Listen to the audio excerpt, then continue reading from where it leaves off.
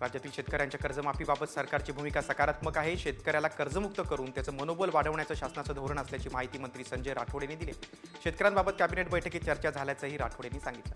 वचननाम्यातील जाहीर करण्यात आलेली कर्जमाफी आणि शेतकऱ्यांसाठी विविध योजना राबवणार सरकार काय राबवणार आहे, कारण शेतकरी समृद्ध झाला पाहिजे अशी भूमिका सरकारची आहे. शेतकऱ्यांना पुरेशी वीज देणं त्या संदर्भातील शब्द होता, आता तो आम्ही पूर्ण करतोय असं देखील राठोड यांनी म्हटलेलं आहे.